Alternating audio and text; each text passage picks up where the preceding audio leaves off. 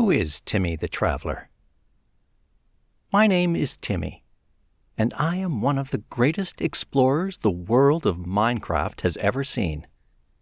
Why did I get into the exploring? Well, like most things in my life, it all started with my birth. I was born into a family that I barely got to know.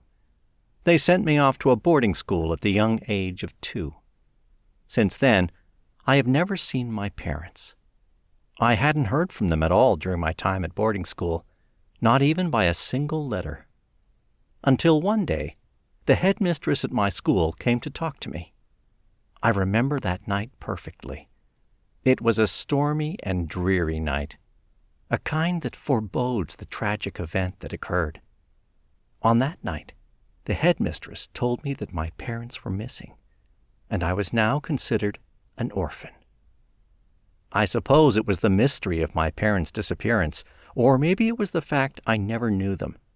Whatever it was, I was sparked with a sudden interest in archaeology, a love of studying the past and finding ancient artifacts of a time long past.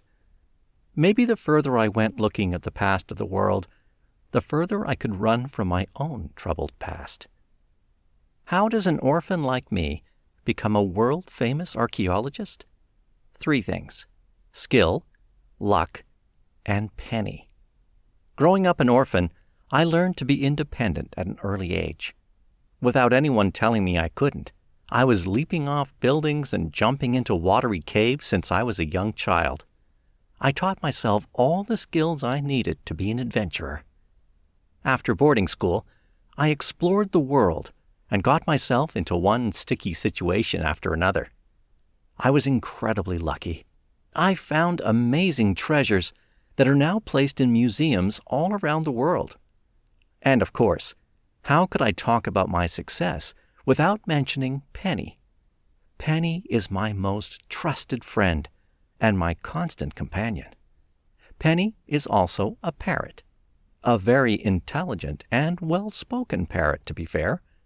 Penny has gotten me out of many tough situations, and sometimes even gotten me into them.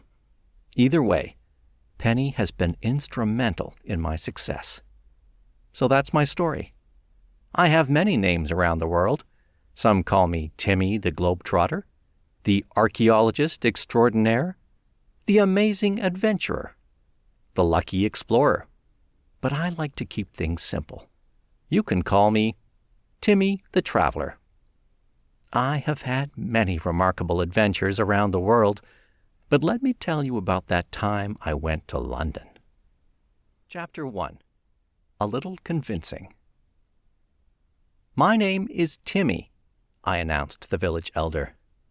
We don't know any Vinny, the old village elder spat back, and I don't care to know one either. It's Timmy, I clarified. Okay, Binny, whatever. The village elder turned back and started to walk back into his hut. The old man used a wooden shovel as a cane as he limped over to his house without any care of my existence. Oh, come on, I sighed. Why can't it ever be easy? Penny, my trusty red parrot, who was flying above the village, landed on my shoulder. Try Charming, Penny squawked. Charming wasn't one of my classes at boarding school, I told Penny. How does one learn to be charming anyway? I would like to be better at it. Don't bother. You're hopeless. Penny cackled in her grating parrot laugh right in my ear and then flew off. Penny seems to enjoy it greatly whenever I end up in a predicament of sorts, and today I was finding myself in quite a bit of a pickle. Penny and I were at a Zulu village on the coast of Africa.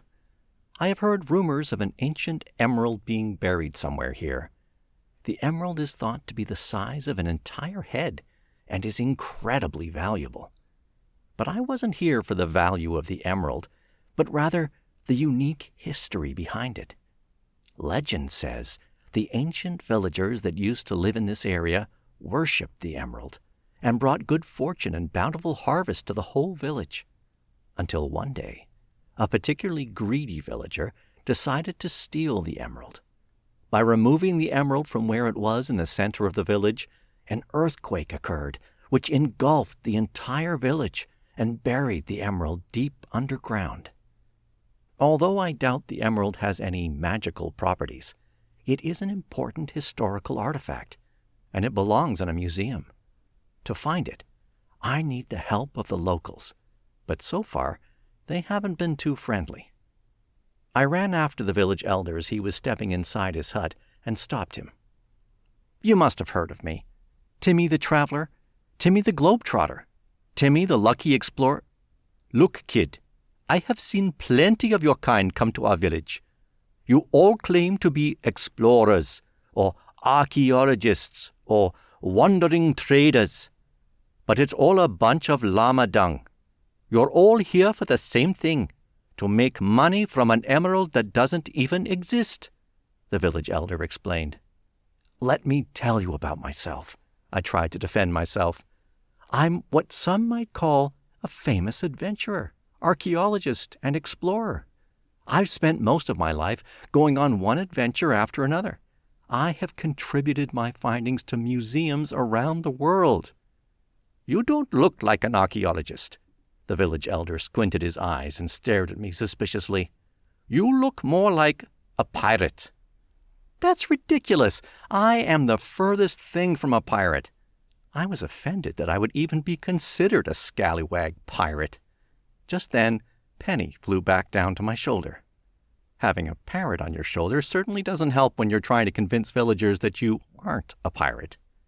Arr, matey, Penny squawked, again not helping my case. While I've been to all corners of the globe, I started out my adventuring career specializing in seafaring adventures. This means I spent more time on boats and underwater than I did on land. I suppose it would have made sense for me to have a fish or something as a trusty sidekick, but instead I have a parrot. Her name is Penny. I did consider naming her Polly, but in hindsight, it was a very good call avoiding that name. I've known Penny ever since she was a little egg, and I'm glad I have a parrot. She's much better than a fish, and not just because she can talk. She's also helped me out of more than one pinch, and that's for sure. The only downside is that I kind of look like a pirate with her perched on my shoulder all day.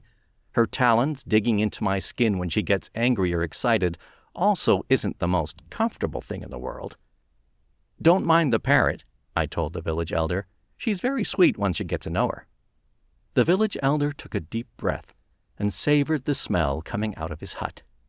I can smell my wife cooking mushroom stew from freshly milked mushrooms, and I don't want to keep her waiting, so I will be on my way. Good day. The village elder began stepping inside his hut again. Greed. Greed is what destroyed the emerald and doomed your ancestors that lived in that village, I noted. I am fascinated by the history behind it and the lesson it teaches about the dangers of greed. If we find that emerald and place it in a museum, the legend of the emerald will live on to a new generation. Don't you want that?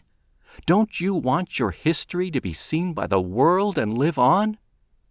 The village elder stopped and turned back towards me. He sighed, and the scornful look on his face turned into a nostalgic one.